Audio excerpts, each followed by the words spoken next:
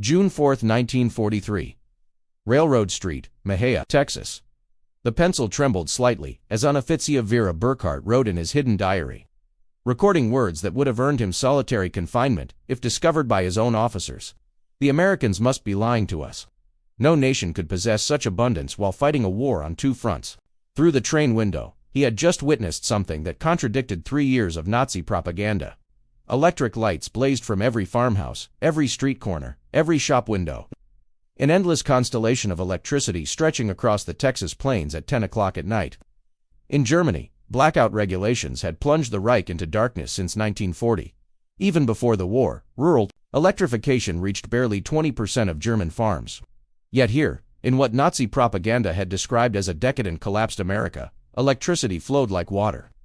1,850 veterans of Erwin RML's Afrika Korps stepped down from the passenger train, not cattle cars, not freight wagons, but cushioned Pullman coaches with dining, services, and sleeping BS. The entire population of Mejia had turned out to witness their arrival. What none of them knew was that this moment would trigger the most profound psychological transformation in modern history. A systematic demolition of Nazi ideology through the sheer display of American industrial capacity. The mathematics of Allied victory were being written not in battle plans, but in production statistics that would soon shatter every assumption these soldiers carried about their enemies, their homeland, and their cause. The collapse had begun on May 13, 1943, in Tunisia. General Jurgen von Nehm Ram's replacement surrendered along with approximately 250,000 to 275,000 German and Italian soldiers. The numbers varied as scattered units continued surrendering over several days. The Wehrmacht's most experienced desert fighters, men who had driven the British back to Egypt, who had earned the grudging respect of Montgomery himself, were suddenly prisoners. Among them was headman Friedrich Radke, holder of the Iron Cross First Class. Veteran of the France campaign, wounded twice in North Africa. His diary, discovered decades later in the National Archives, would provide historians with the most detailed account of the psychological impact of American captivity on German soldiers. The journey from defeat to revelation began in the port of Oran, Algeria, as Radke and 30,000 other PS waited in makeshift camps for transport ships. American efficiency was already beginning to crack their preconceptions. The U.S. Army processed thousands of prisoners daily with an organizational precision that exceeded anything the Wehrmacht had achieved even at the height of its power. Identity cards photographed and filed. Medical examinations completed. Inoculations administered. Geneva Convention rights explained in fluent German by American officers who had been trained specifically for this moment. But the first real shock came with the food. Oberreiter Hans Muir, captured with the 21st Panzer Division, wrote to his mother, 8 months later. In the cage at Oraron, while we waited for ships, the Americans fed us better than we had eaten in 6 months of desert warfare. White bread, real coffee, meat, twice a day. We thought it was propaganda, that they were trying to impress us. We didn't realize this was their standard military ration. The Liberty ships that would carry them across the Atlantic were themselves monuments to American industrial capacity. The SS Robert E. Peary had been built in 4 days, 15 hours, and 29 minutes at Kaiser Shipyards in Richmond, California. A fact that would have been dismissed as impossible propaganda if the Germans had known it.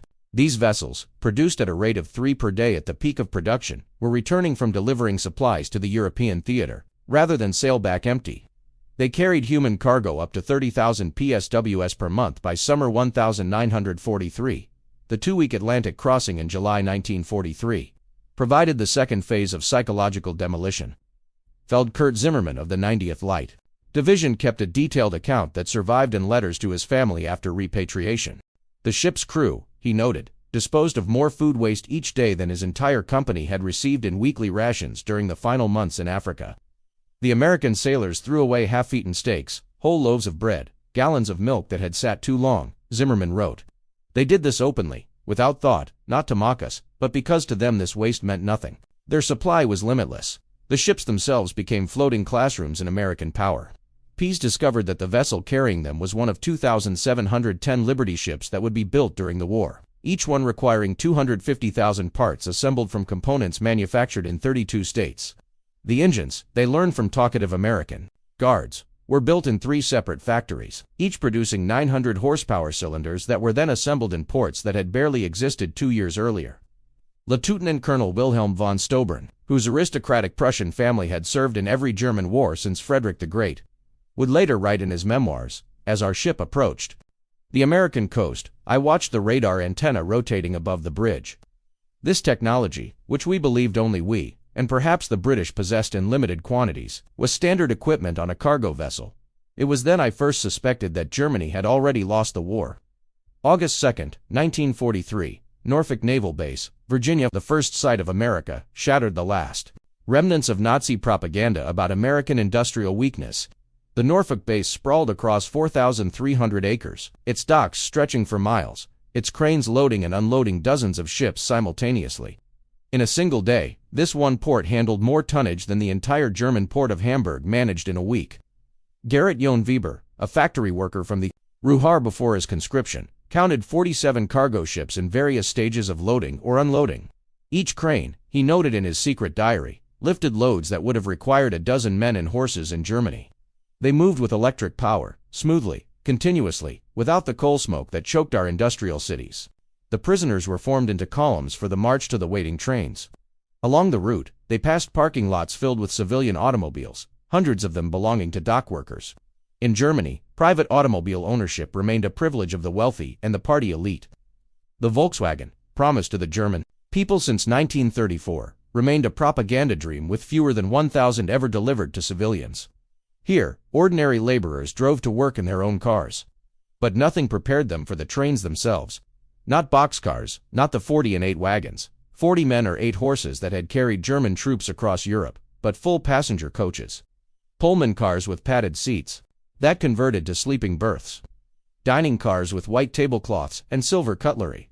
Observation cars with panoramic windows. Hedman Radka wrote, "We boarded like tourists, not prisoners." The American guards seemed almost embarrassed by the comfort.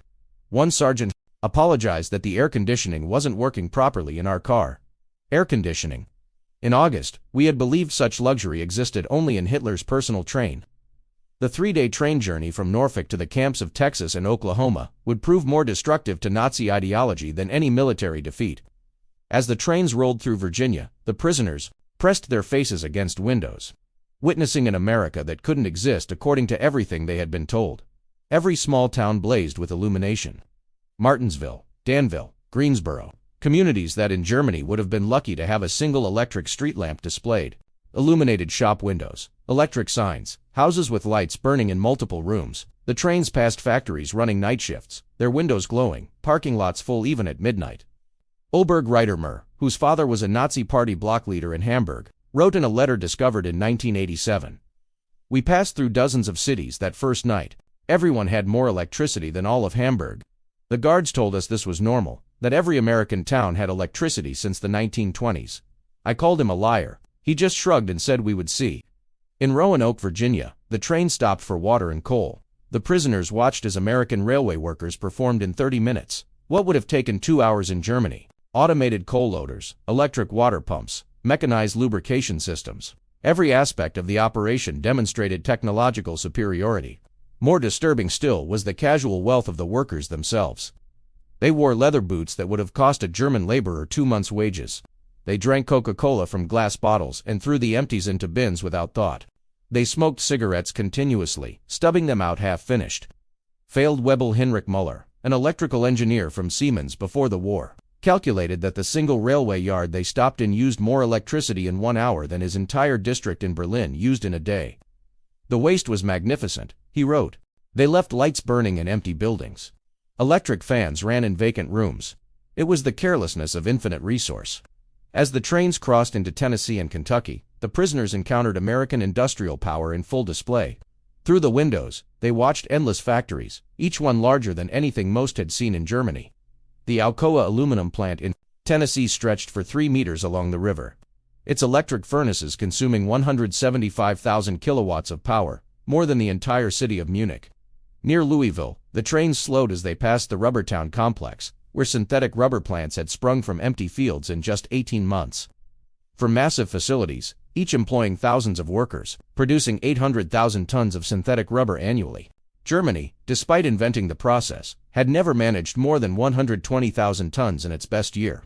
Oberleutnant Erich Hoffmann, a chemist from IG Farben, understood the implications immediately. In a post-war interview, he recalled, "I knew those plants. I could see the distillation columns, the catalytic crackers. Each facility was more advanced than anything we had built, and there were 4 of them just in this one location. They told us there were dozens more across the country.